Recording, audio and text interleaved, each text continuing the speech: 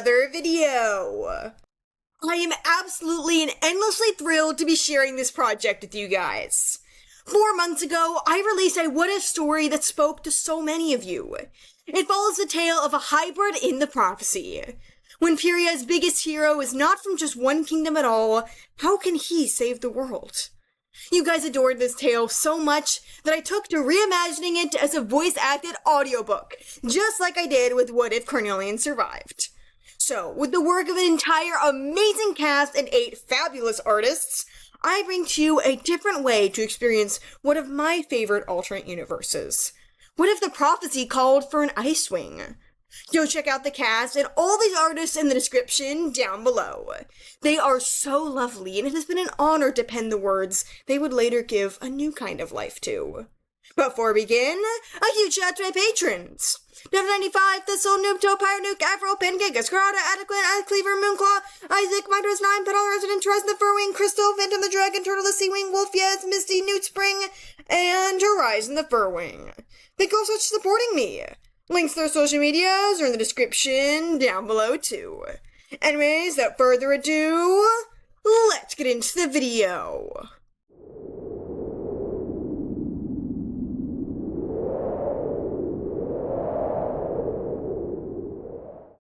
Heviter wrapped his talons around a smooth, icy eggshell. The wind of his home kingdom brought about a new chill, far different from the danger of his choice.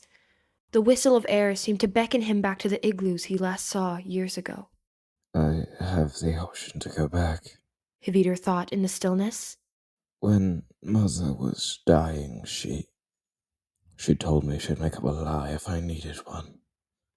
A reason to explain why I was gone. But she knew better than I did that nobody even noticed me. Not the Queen, not my neighbors, not the dragons I once called my friends. The kids who grew up by my side and witnessed every sunrise at my wingtips. They'd hate me if I did remember, but I can't blame them. I'm unremarkable, and that might just be why I was led to the strangest Icewing egg of them all.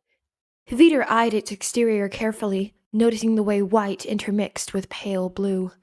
Sure, sometimes his tribe did have eggs that strayed from gray, but this? Even the way the baby inside squirmed felt laced with greater power, more mysterious than the potential of any other. Fascinating, the Icewing thought.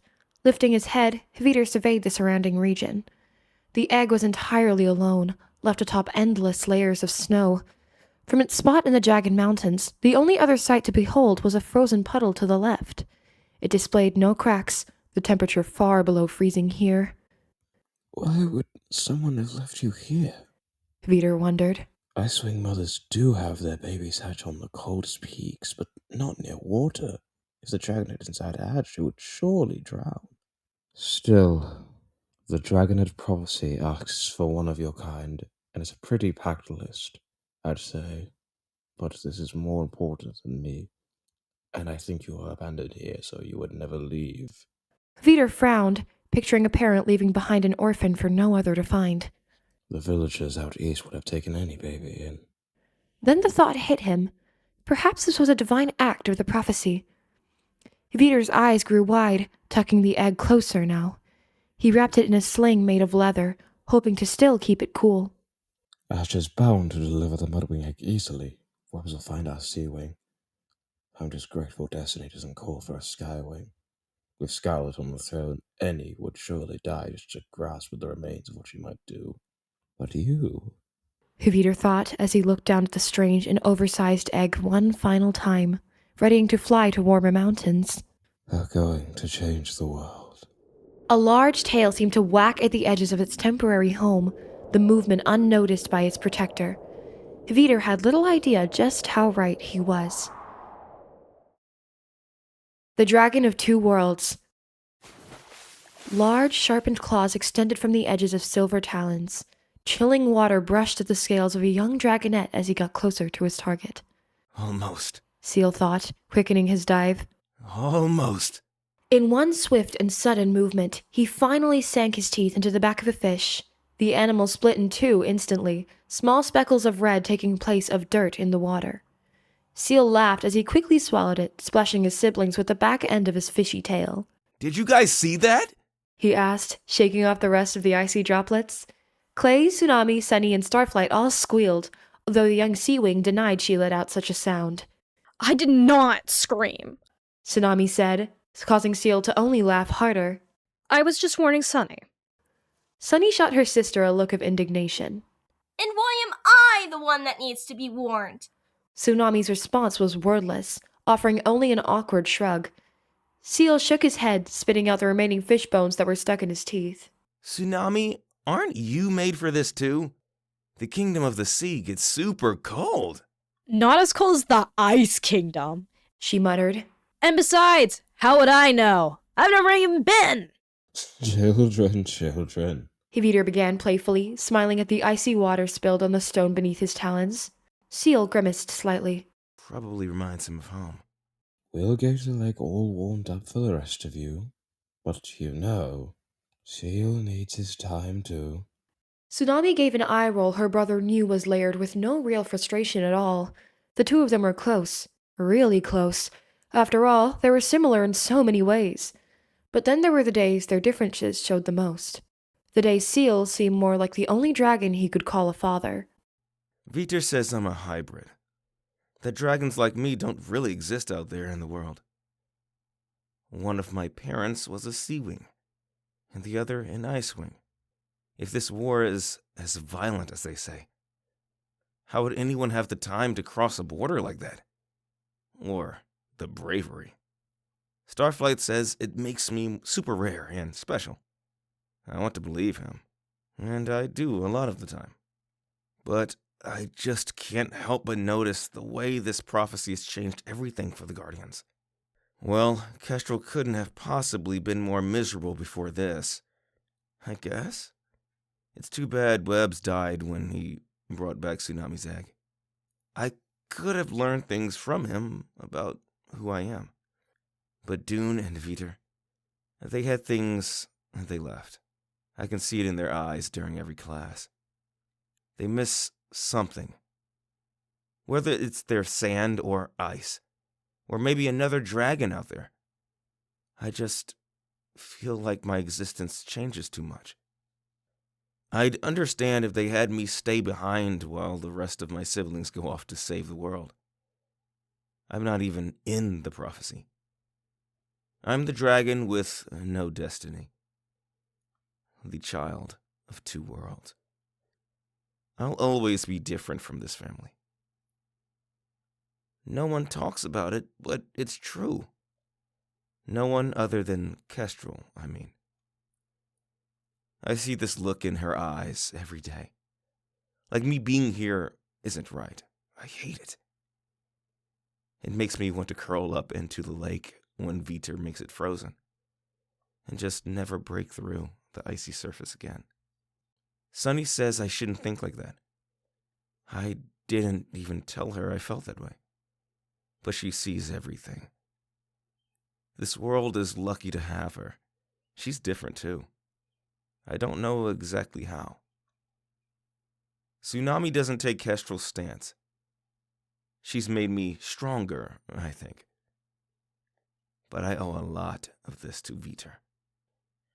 He said there was no one around my egg. I don't think I would have made it.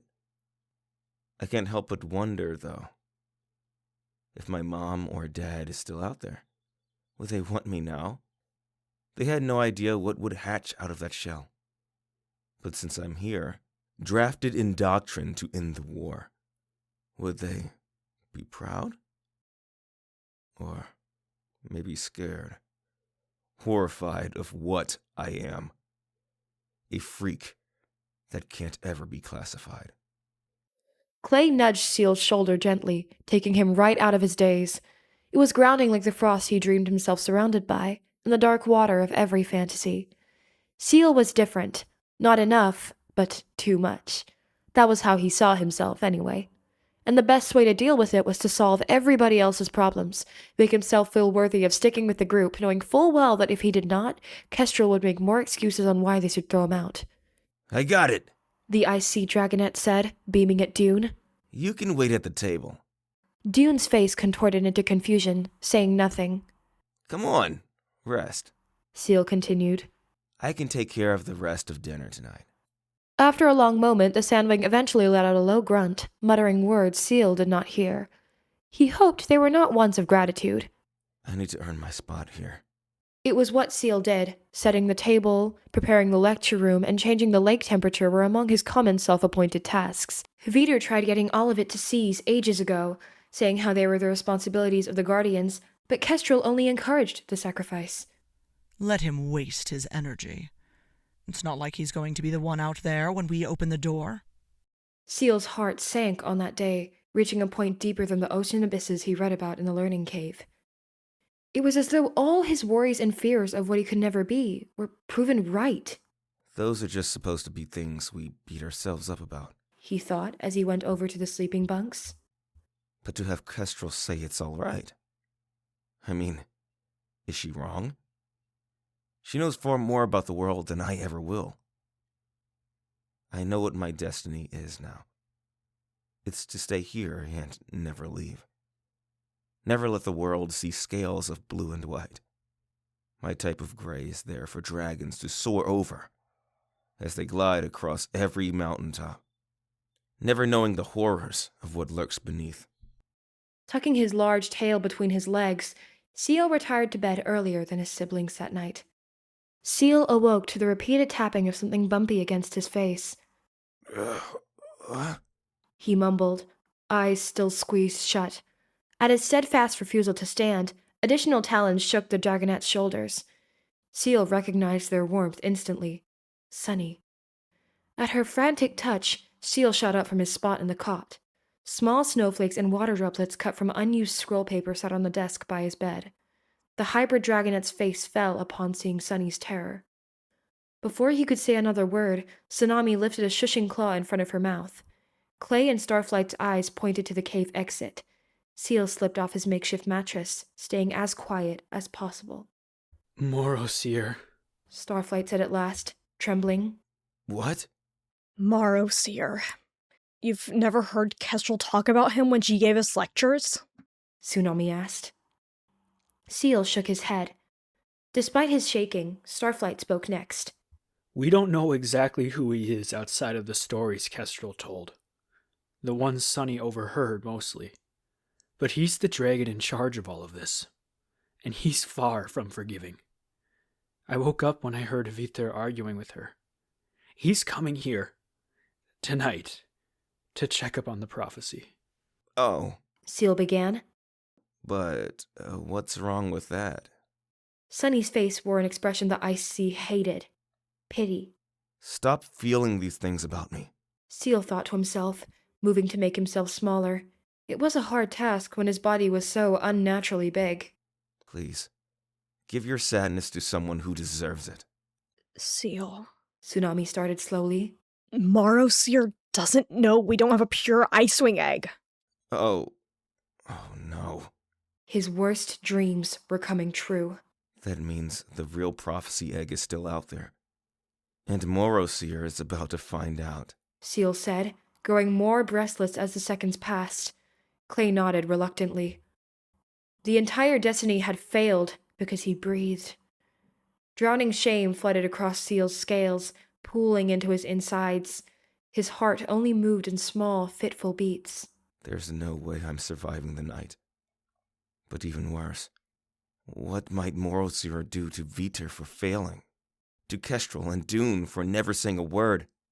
And to my brothers and sister for surviving as an incomplete group? Everything is in jeopardy because of me. But it's okay.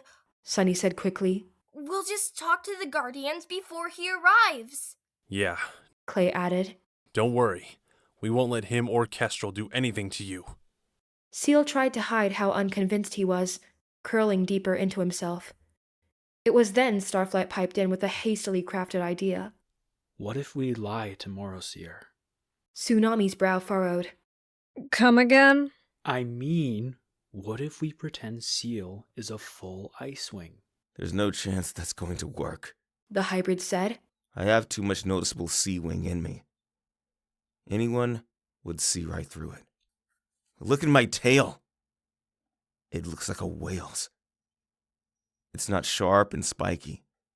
And I don't even have the bioluminescence to pass as a sea wing either. Sunny frowned, evidently deep in thought. The group huddled closer together in the sleeping quarters, hoping the Guardians could not sense their whispering. If anyone took a quick look at you, I think they'd guess Icewing. We could attach some fake spikes to fill in the gaps, but I don't want to have to change anything about yourself, Seal. We shouldn't have to do that. That same look flashed again. Seal avoided her green gaze. This has to work. Tsunami replied. It's now or never. We'll phone the Guardians on the plan. I know Kestrel absolutely hates you and everything, but even she won't want to be on the bad end of Morosier's claws. Trust me. Not one of them said it aloud, but Seal knew they all must have the same thought as he did. The prophecy called for an Icewing. There was no bending the rules when it came to tens of thousands of lives and all those that would come after. Was it even possible to complete their destiny with the wrong dragon at the head of it all? Seal and the others rushed to the Guardian's cave, explaining their idea. Kestrel let out a thin wisp of smoke from both nostrils, eyes fiercer than ever.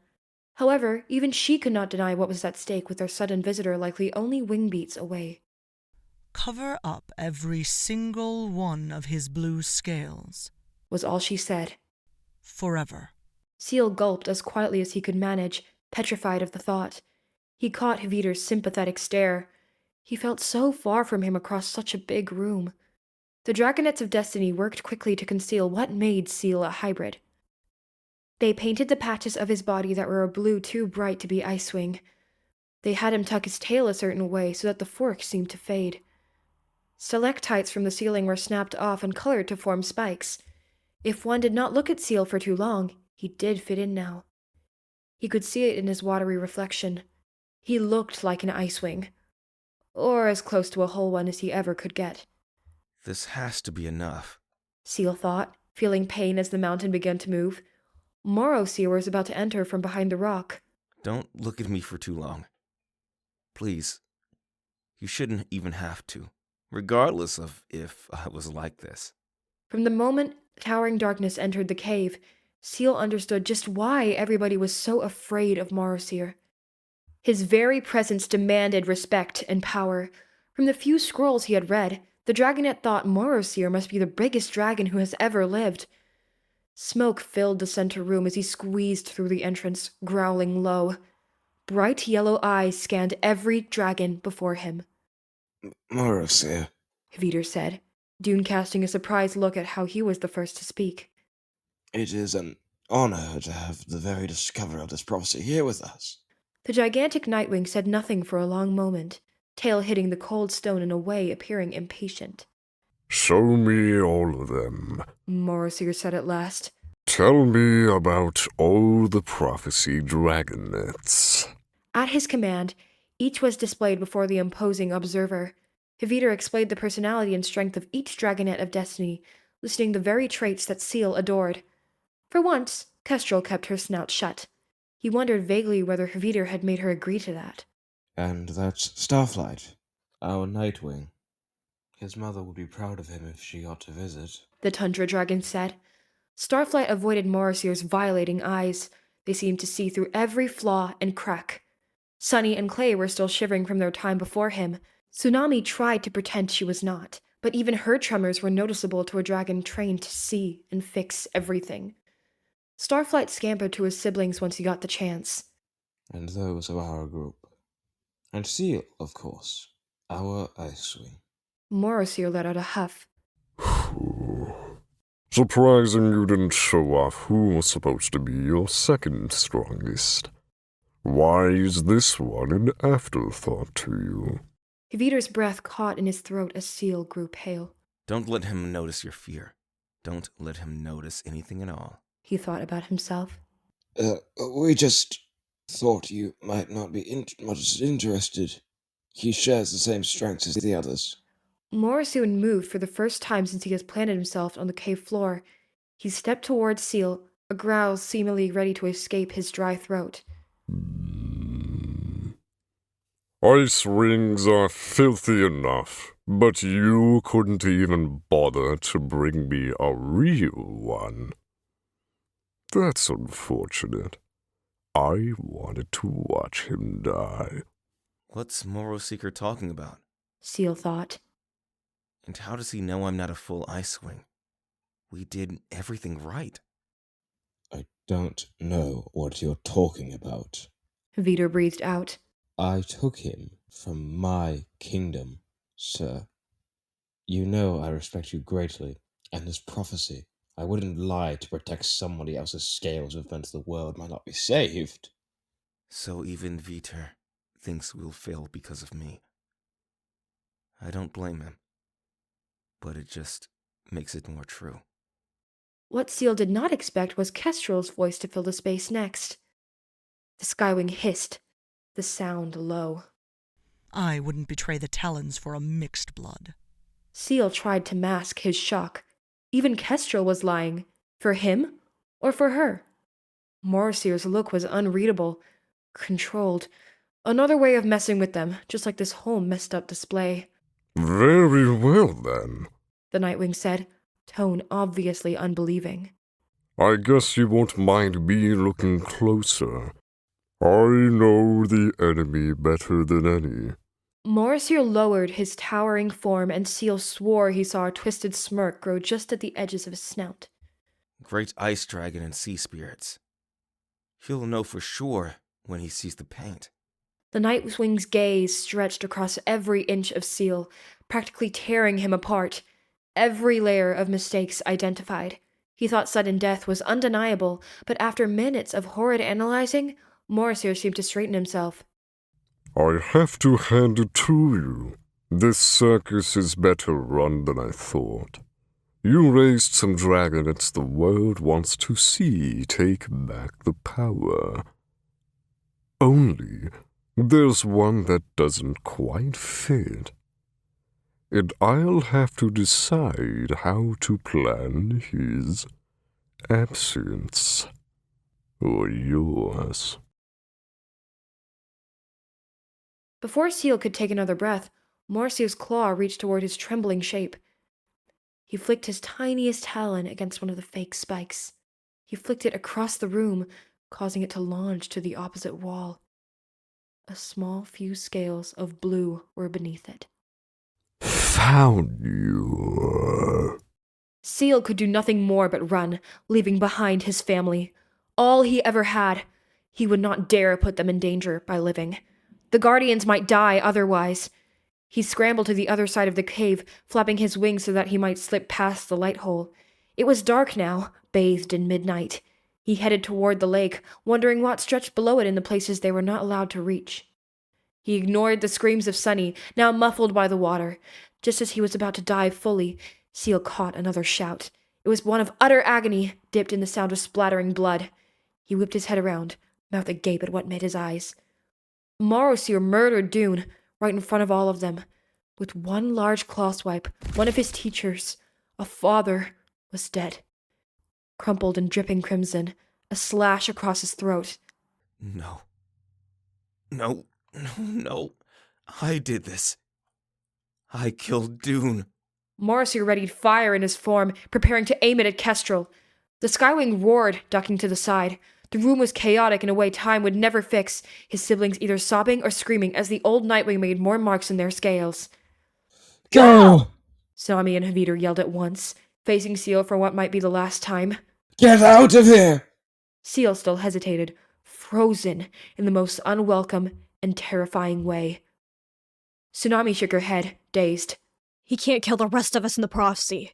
Even Moroseer isn't that stupid. But he can kill you. You're one of us, but you need to go somewhere safe. Go far, far away, Seal. We'll find you, I promise. Veeder nodded wearily, wincing at the pain in his ribs. Moroseer was growing more furious as the fight continued. Seal had nothing left but to please the rest of them one last time.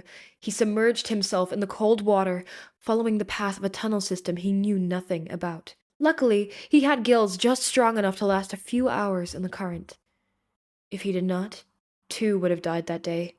Maybe more, if the rest of the Guardians lost their lives too. then my siblings will have nobody. Nobody. Oh, great and powerful moons I have yet to see. My worst fear in the world came true. Somebody died because I exist.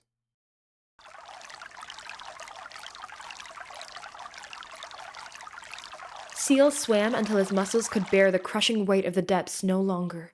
Gasping and sputtering, he threw his soaked body over a rock in the underground river. He faintly acknowledged blood beating in various spots on his legs, having scraped against submerged stalagmites. Seal paid no real attention to the pain, though. All he could do was cast Dune's dying pain on himself. My whole world might be dead. They probably are. Is Tsunami right? Would Moroseer really keep the rest of them alive? He sounded weird about all this. The prophecy. He called me the enemy before he even knew more about me. But even if he wouldn't, where does that leave Kestrel and Veter? If this was my last time seeing them, I'll mourn the days they never got for the rest of my life. Seal flipped himself onto his back with his remaining strength, vision growing dark. The sound of fiercely rushing water drowned out the heartbeat that dominated his chest. As the world grew dark in a way he succumbed to with defeat, Seal wondered whether this would be the last place he ever saw too. A dragon dying before he can ever see the land he was meant for. Maybe I deserve it.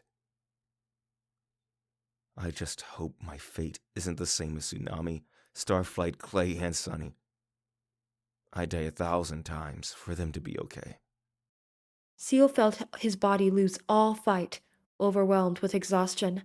Consciousness faded in a way surprisingly peaceful and welcoming, like the oceanic abysses in his dreams. And Seal let go. For once, he embraced the dark rather than feel different because of it. When the weakened dragonet awoke, it was to a glow overtaking the world behind his eyelids. Letting out a pained groan, Seal tried swatting at the light as though it would obey a slack arm. Soon, the green and blue past his closed eyes became too bright to ignore. As tiny water droplets sped past his cheek, Seal remembered exactly where he was. He shut up suddenly, letting out a cry at the way his body ached. But what had changed everything was what his lids moved to show him. The underground river system was flooded with natural light. It was something out of a fantasy scroll, though, not the kind of illumination the sunhole provided each sunset. Great ice dragon. Seal let out, utterly transfixed on the world around him. Every aquatic mushroom in the tight space was glowing, taking up great power in space. He had been so used to the emptiness. The journey to get to even just a resting rock was so full of enveloping black, and it was what he was met with again in sleep. Now the darkness was no more. The mushrooms and algae seemed to lead endlessly out of the tunnel. Seal could not help but gasp, muscles loosening at the eerie beauty of it all. It seemed like a goddess was taking control of the world and guiding him to life. That's silly to think, Seal said. He wondered whether it was in his head or out loud. Nothing here felt real. It was impossible to tell. But don't the Skywings believe in some kind of sky spirit that takes their reincarnated souls to new eggs? That's kind of the presence I feel down here. Like I felt in my earliest memories. Someone having me be born. Someone protecting me, even now. But that's just a Skywing thing, right? And it's superstition. So why does it feel so real? Seal reached a shaking talon toward the bioluminescent glow, unable to suppress a surprised laugh at how it only seemed to get brighter as he grew closer. All he had left before his continued descent was words. If there's anyone here, He began, voice unsure, though growing steady. please protect my friends, my family, even the ones I never got to meet. That's even if the Dragonets of Destiny are alive. Seal thought with a wave of grief. How long have I been out? Still, he continued. You don't have to protect me, so Thank you. He wondered whether he would have even continued without the light. A death here would have been slow, but was it deserving?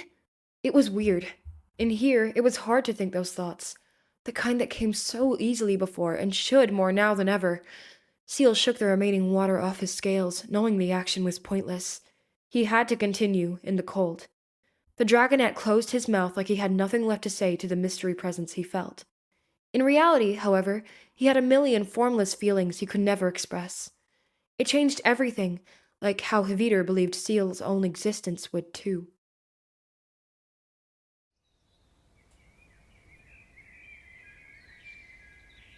The Ice Sea Dragonette had carefully searched the mountains for hours. Nothing. The sky was bright now, but it was in no way indicative of how much time had really passed. He could have been down in the tunnels for days. Seal would have believed any amount of time revealed to him how much his body stayed sore. He frowned, scanning every cave opening. None seemed like what he assumed he would. That was the problem with the secrecy of the Guardians. Seal had no idea where he was raised. It was always a mystery never meant to be told, not until all of this was over. But this was his first time in a war-torn world, and it felt oddly quiet. Save for the rustling of birds in the faraway trees, no sound came from the kingdom he was in. Oh, which one is it again? Seal thought. I can't remember. I was never any good at geography. That was Starflight's thing. What I do for Starflight right now to tell me what I should do. Or Tsunami instructing me how to keep being brave. Or Hvidir's warm smile. Like he accepts me for who I am. Or Sunny and Clay's hug that said 1,000 things all at once. I'd even take Kestrel's light. Always unspoken satisfaction from my extra good training session days. Why did she even keep me around? Why did she lie to Morosir for me?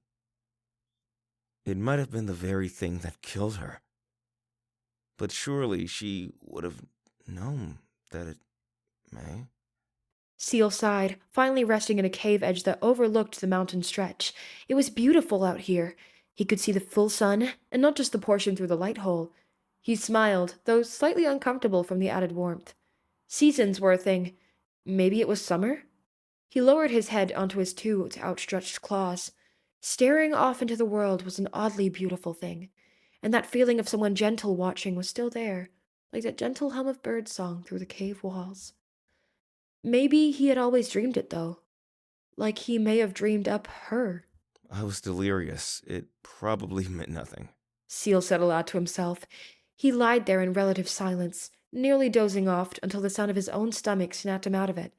The dragonette groaned, rolling over onto his back. Food. I have no real idea about how to hunt. But there has to be fish in the river below. I do know how to get those. Seal peacefully dove down into the grass, hoping that by some miracle his friends would appear from the tree line showing they were all alive and that his search could finally end, and that Morosir was dead. If anyone could do it, it'd be Tsunami, right? Fish? The few still swimming in the creek said nothing, of course. Seal sighed, sticking a talon through one of them easily. It was tiny and barely filling. Maybe the two tribes he was from needed more than the one living here. The hybrid shrugged, slicing into more fish. Each tasted better than the last, quelling his hunger slightly more every time. Just as he was about to find one more straggler, however, a twig snapped nearby. Seal's neck craned toward where the sound came from. He sniffed the air, but to no avail. Everything seemed the same out here. He was not used to anything but the sense of his family. Hello? The dragonette asked, hoping with a sudden spark that it was the dragonettes of destiny returning to say that it had made it, that his search could end here, forever. Part of him was right to think it was too good to be true. Before Seal could react, a harsh force collided with the back of his neck. All the breath seemed to leave his body in a sudden spurt as his skull slammed into the dirt. Ow! He hissed, dazed. You're not my friends. The dragon behind him only barked out a terrible and gruff laugh, the sound harsh. Against the ringing of his ears, Seal swore he heard words. He tried turning himself over, but his resistance was met with only a fiercer grasp. The dragon over him had scales of pale sand. The hybrid squinted, dizziness growing nauseating from the tackle. Wait, this isn't the desert? Was all he could mumble before a venomous tail barb jabbed itself inside his wounded scales. Seal let out a yelp, feeling his body lose all strength. As darkness reclaimed him, he caught the faint image of his skywing at the side of his captor. Her look was different from his, though. She looked scared, guilty. It was the last thing Seal remembered as he blacked out.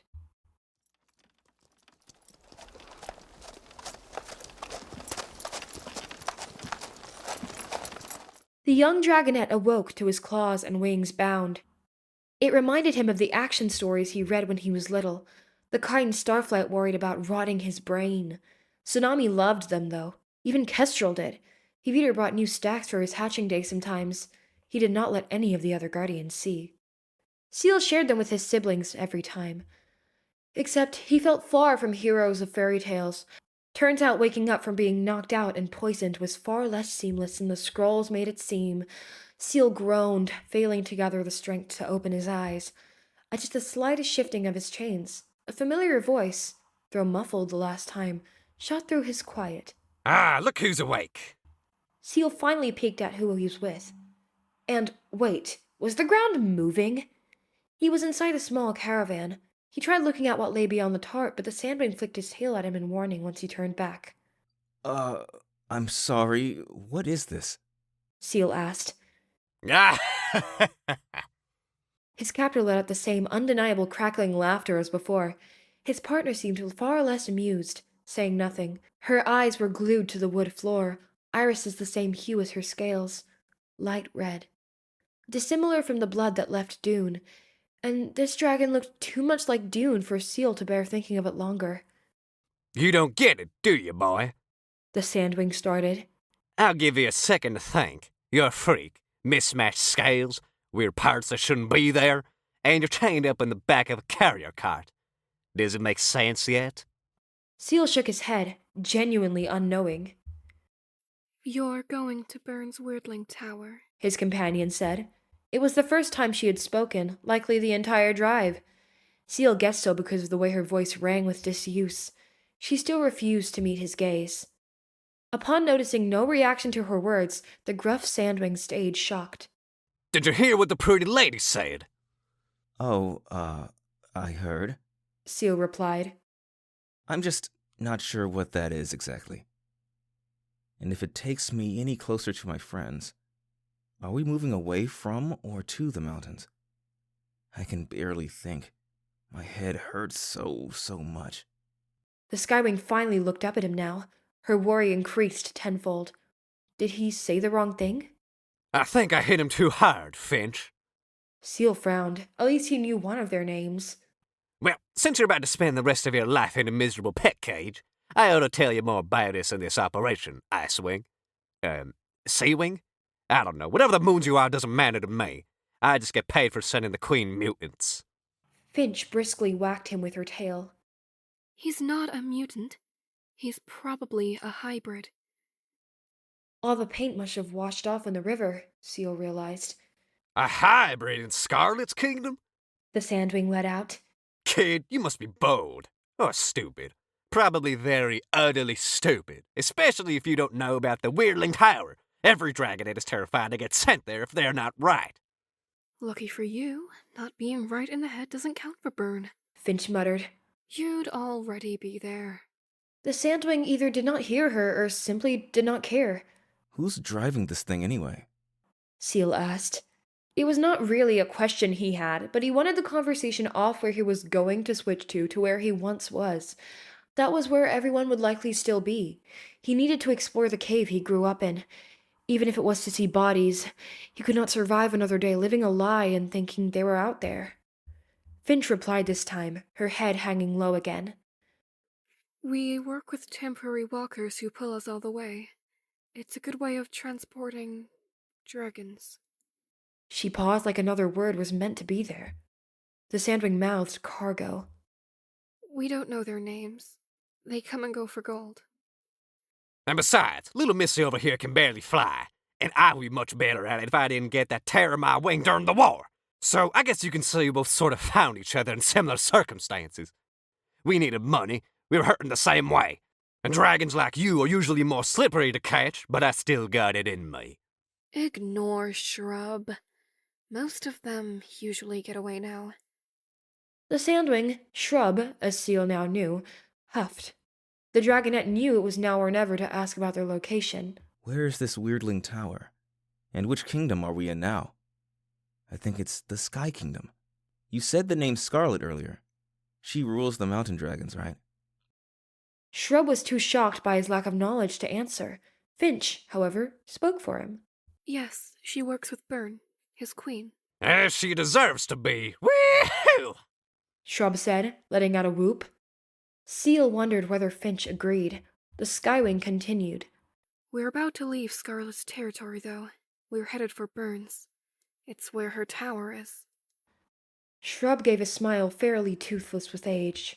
But I need to go back to the dragons who need me. Kid, what dragons need you? You stick out like a sore scavenger thumb. You're white and blue in the middle of a forest. If anyone's staying with someone as not camouflaged as you, they might just be as stupid as you've proven yourself to be. Finch seemed interested, though. She pressed further. You're traveling with others? Seal shook his head.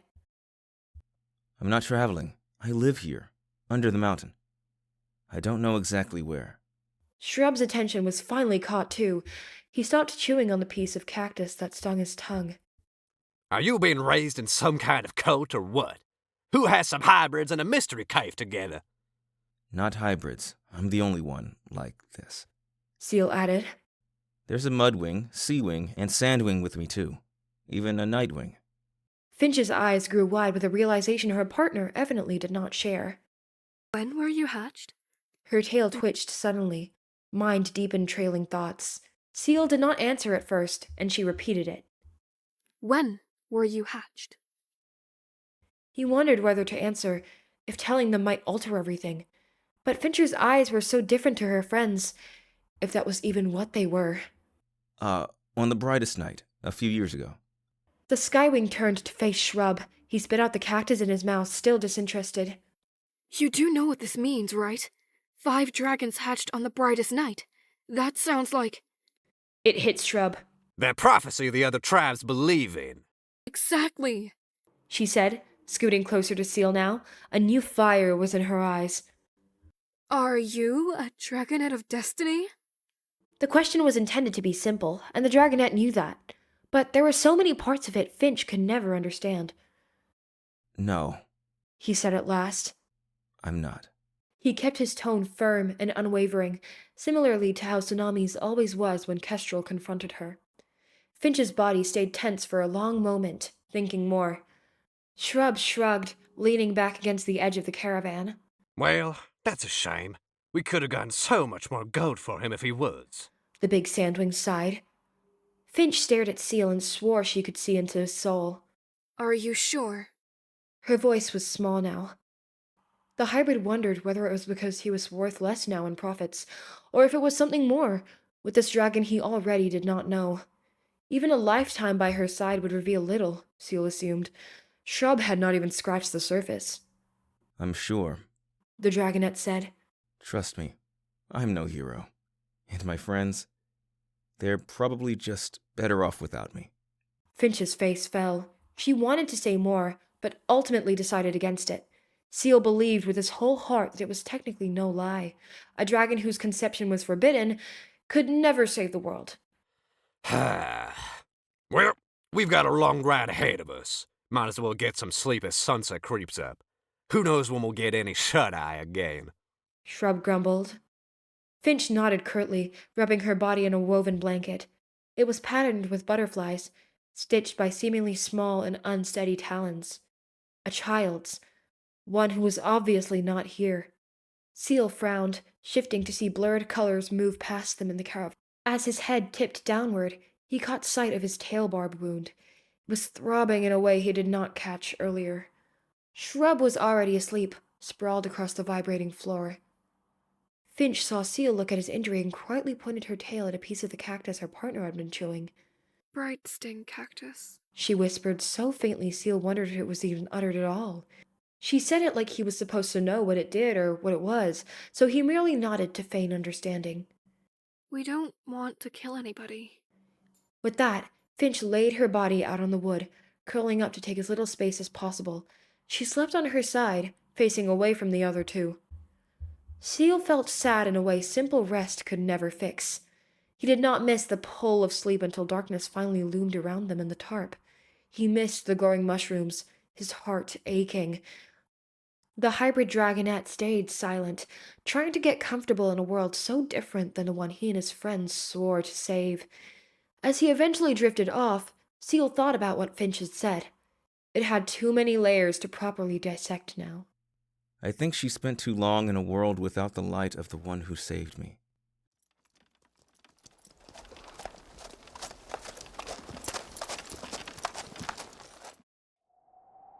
For the first full day, Seal awoke to nothingness. Usually in the cave, he was met with the sounds of Tsunami shouting, Starflight's frantic realizations that they were going to be late for class, Clay's chewing before breakfast, and Sunny's shock over that fact every single time. Seal chuckled involuntarily at the memory, though the feeling soon grew bittersweet. Shifting to face the full caravan, the dragonette spotted his two captors. Finch was busy looking through her waste pack, searching for something. Shrub, on the other talon, lifted the tarp to look at their location. So, that must have been what woke me up. Seal thought, slightly amused. Finally joined the land of the living, huh? The burly Sandwing asked, suppressing a yawn of his own. Finch rolled her eyes, a little less guarded now. You tried to kill him yesterday, Shrub. Not the time for that phrase. Her partner tilted his head to the side, annoyed in a way not very serious. Finch continued on an unrelated note. Where are we now? Trekking through the desert now at a pretty steady pace. I think Mystery Wings over there at the wheel fell asleep at one point because we should have been closer. Mystery Wings? Seal thought to himself. He would have laughed if he were not still in Rough Mines, far away from the only home he ever knew. Vitor would have laughed. He would have totally tried to hide it. But he can't hide much from me. The reminiscing made his distance from their lives, and hopefully heart still beating, hurt all the more. Can you guys please take these off? Seal asked, pointing his snout at the chain still tightly wound around his ankles, wings, and claws. Finch looked at Shrub for approval. His captors said nothing. Should he not have asked that? I promise I'm harmless? Seal said, flashing a smile. Shrub rolled his eyes, finally moving closer. One shot of frost breath and Finch is gonna fry you. You didn't even wrap it around his mouth, Shrub. Seal giggled at that one as the Sandwing's face lit up pink. I knew that. The trio continued on, moving deeper into the desert at a steady but sure pace now.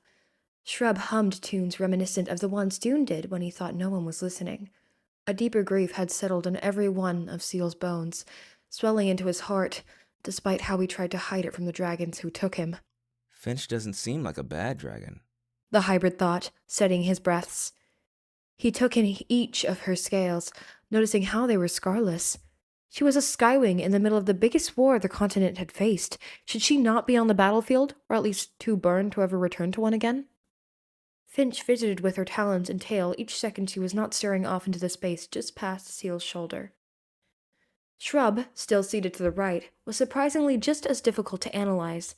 He was old, but not nearly as ancient or large as Morrowseer. Seal shivered at even the thought of him. Different from Finch, the Sandwing's scales were beaten. It seemed as though blood from past battles forever stained parts of his body. One of his wings were partly torn, leaving him mostly powerless in a world dominated by flight. Shrub said Finch can't fly either. Seal remembered. He cast a look at her, noticing something different from his own wings. Or Kestrel's. She looks fine, though. I wonder what happened to her. Surely if this Scarlet is as awful as I've heard, she'd make Finch fight regardless of being grounded. A sudden bump in the trail after hours of relative silence snapped everybody out of their drifting thoughts. Finch sat up, ear twitching. Shrub grumbled something about a checkpoint. Are we close to the Weir Tower? Seal asked through dusty blinks. He cuffed as sparse dirt entered the caravan after both flaps were opened by new claws. Finch and Shrub said nothing. Delivery? A gruff voice asked. The pair nodded as a new sandwing approached them. An eye patch took up nearly the entire right side of his face. His tail barb seemed to hang only by a thread of thin tissue, making Seal feel sick. That's gotta hurt. The new dragon grunted in acknowledgement of their wordless answer, stepping into the caravan to eye their captured hybrid. Still in chains, much to his annoyance. Had it been days, Seal was hungry again. The one good thing about growing up in the cave as a prophesized destiny deliverer meant constant food. It was easy to not hunt, even though part of him felt like he was missing part of his life by not doing it. Upon noticing the scrutinizing stare of the jagged sandwing, the dragonette said nothing. You two really outdid yourselves this time. The man began. Bird and Scarlet are certainly going to be pleased. Most hybrids the Queen has are already stuffed. A live toy might not be too bad. Good for burning off steam. Seal gulped, bile building at the back of his throat. Finch told me she and Shrub don't kill anyone. But is it murder all the same if they leave me for somebody else to finish off? Or is it worse if I don't get to die? Trapped like suffering prey, not knowing which day might ever be a merciful end. Shrub let out a dry laugh, nodding. Worth extra, don't you think? The other sandwing eyed him. Know your limits. You'll just be lucky if they still keep you both out of this. Moons forbid. He spit out a piece of chewed tumbleweed at Seal's claws, leaving the caravan. With the signal to continue, a new sound soon met their ears. Talking. Lots of it. The hybrid struggled to make out every word, wanting to know what happened in the Sand Kingdom, and if he could make it closer to his friends. Maybe if he were stuck here in a spot so populated, if they did escape and someone found them too, it would be talked about. They're the real dragonettes of destiny, Seal told himself.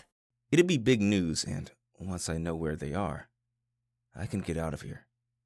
Or die trying. Because I'm not going to stay stuck somewhere ever again.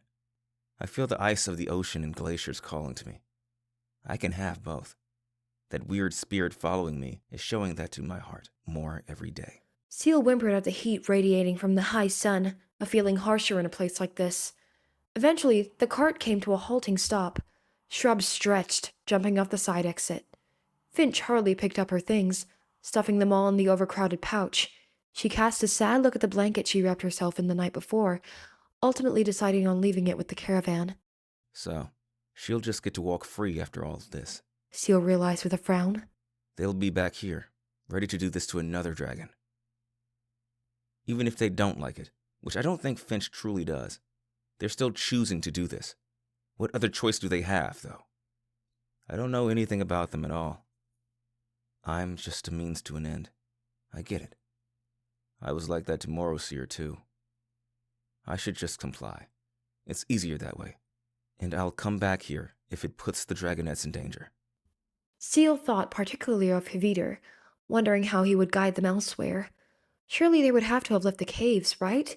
If Moroseer never returned, the Talons would be searching for his hide, and the oh-so-mysterious Nightwings, which the hybrid already doubted the true power of. I don't get a lot about the tribes. As usual, that was Starflight's thing.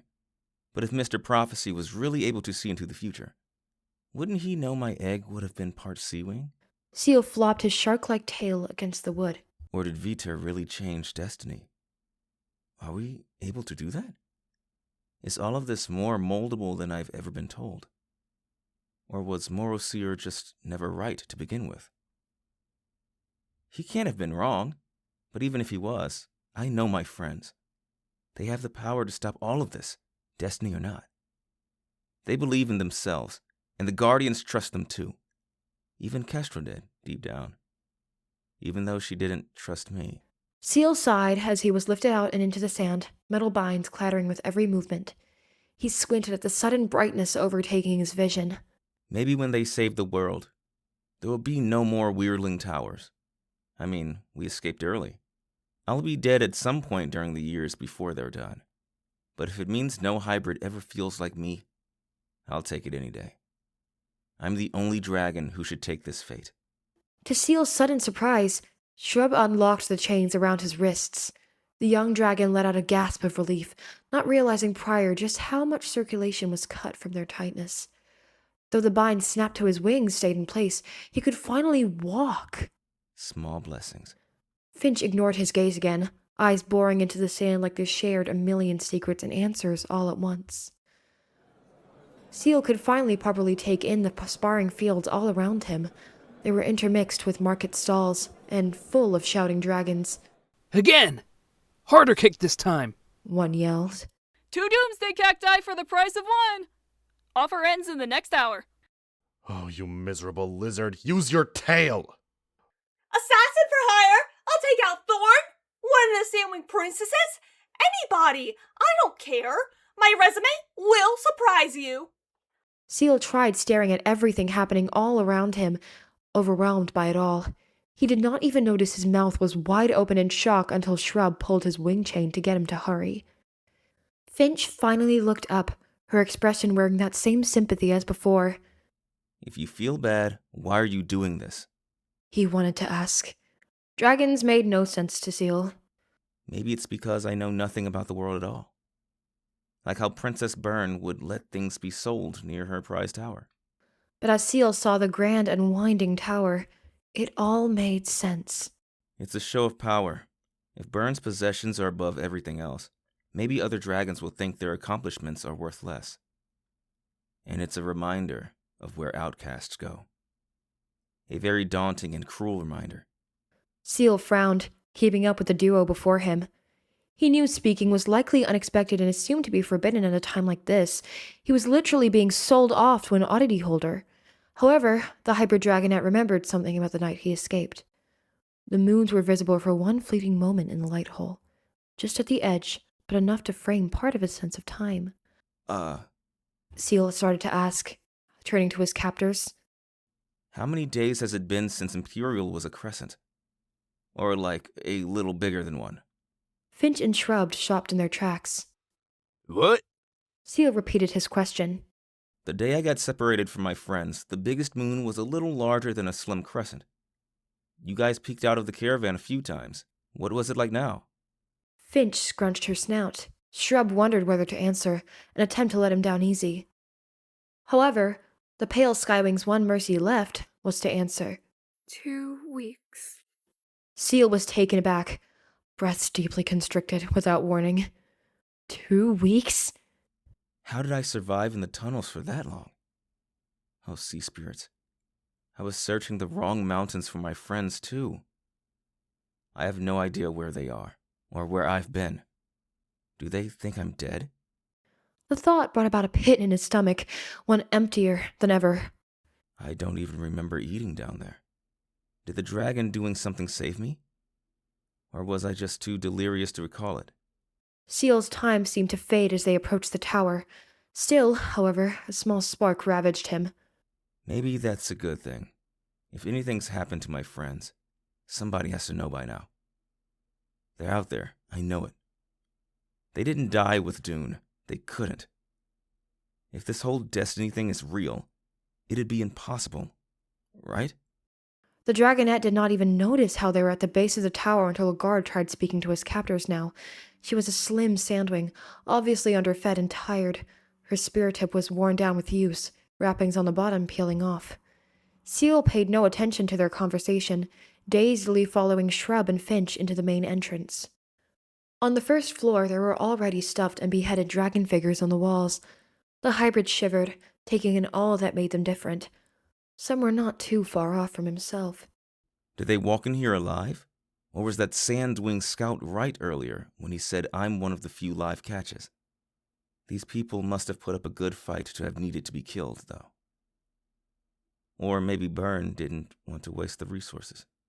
Seal's heart sank the deeper they went into the structure, hoping these dragons knew he shared their pain and remembered their lives even if he never got to see them in life. One was oddly colorful, with no wings. However, there are buds where there is meant to be rather than the scarring of torn-away flight. The hues of her soft scale, frozen in time now, were unlike anything Seal had heard stories of. He wondered how beautiful her spirit was. The thought made him nearly vomit. Every dragon here shared a story, and he believed he so obviously mattered the least. His friends could survive without him. These dragons had so much left behind, though. Lives and kingdoms, years of survival. He was just a kid who never left his bedroom. Do I matter less because of my fewer memories? Seal thought, head lowering. He could bear to look at the bodies and scattered parts no longer. Finch's chin dipped towards the floor, long below they even finished making it through the first floor. Even Shrub was unsteady on his talons, though said nothing of it. As they made it to the third level, a speared sandwing stopped them. You're headed to the very top today, he said firmly. Suddenly, a smirk found its way barely visible on his snout. Seal thought he was the only one who caught it. Burn is visiting you personally. Finch let out a tiny, inescapable gasp. Shrub sputtered. What? Don't ask me why. She wants to thank you personally for your services to her collection, the guard said, obviously lying about his obliviousness. It came out like poison from his tone. Terror sank into Shrub for the first time. He cast a weary glance at Finch, whose body stood unmoving. The guard pushed them up a few steps, harshly ripping the Skywing out of her disassociation. Seal knew, just as well as they did, what this might mean, and the soldier's attitude only proved their fears.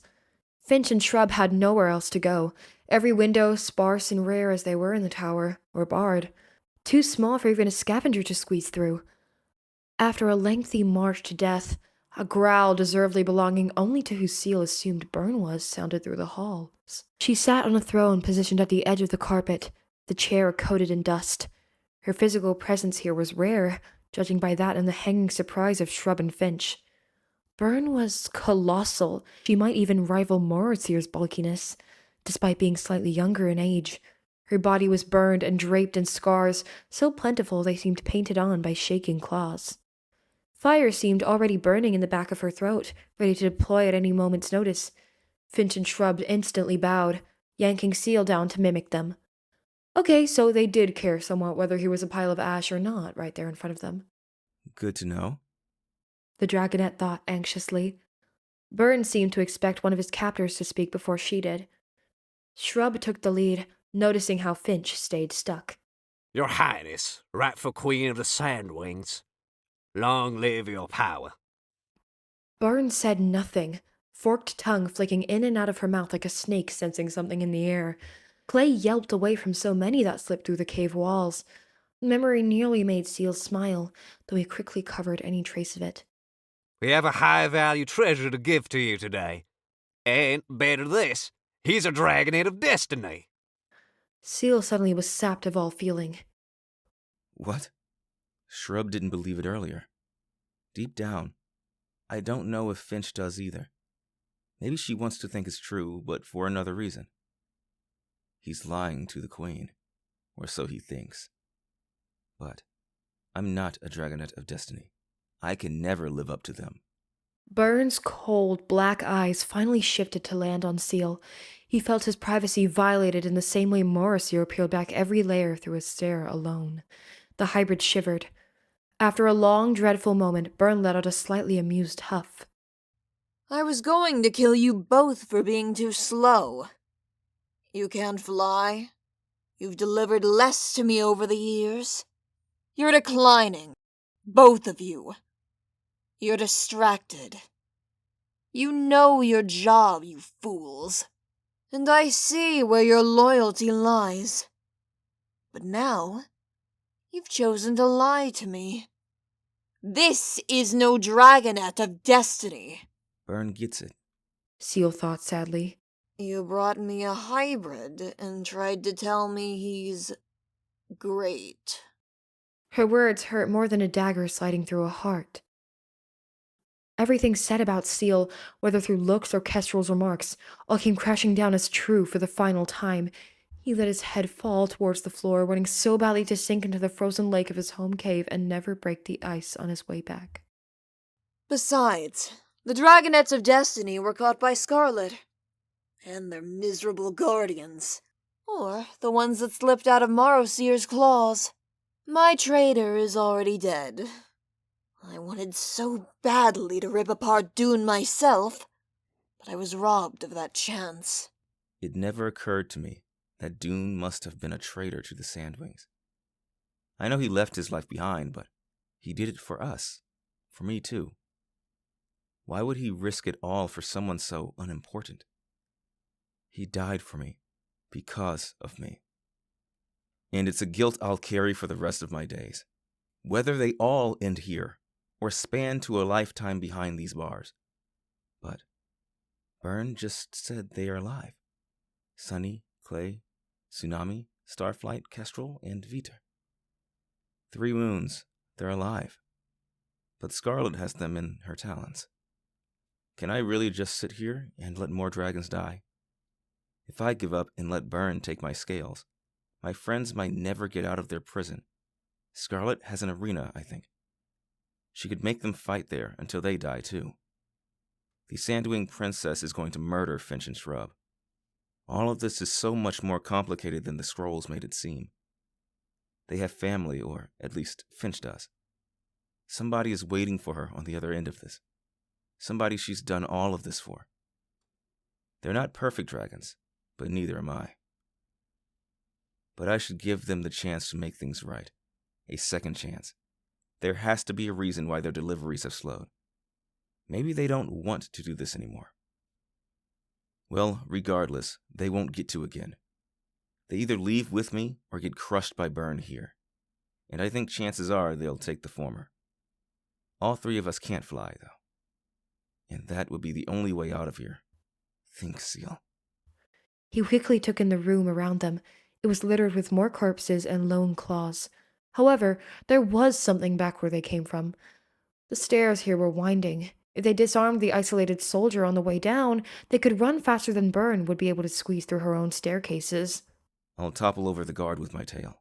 It's big enough to sweep him off his talons, but I won't hurt him. I can save the world my own way, and it starts by letting no dragon die again. Once he's out of the way, we'll run until we reach a river system. I know swimming better than anyone, and I can guide Finch and Shrub through to somewhere else. Anywhere. After that, we'll go straight to the Sky Kingdom. Man, it's like shaking a hornet's nest. Scarlet and Byrne are direct allies. That should be the last place I head to. But maybe it'll be the spot they least expect me to soar toward. And there, I'll find my friends.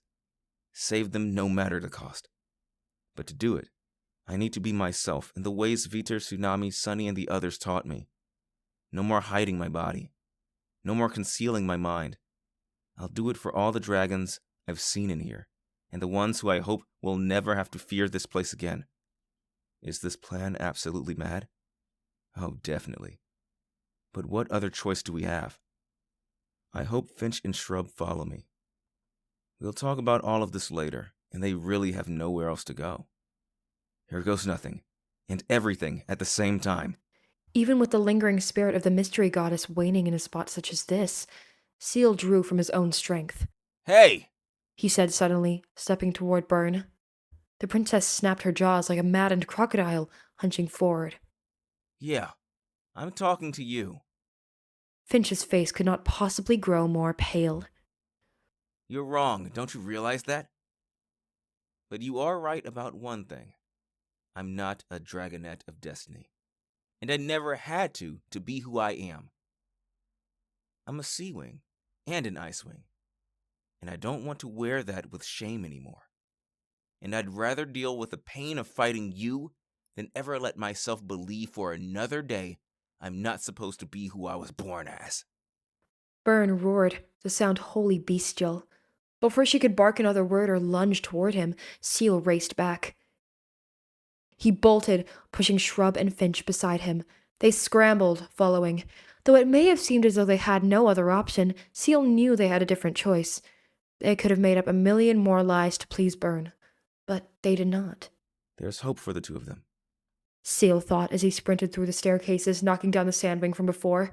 Byrne shook the weirdling tower as she ran, but her descent was far slower.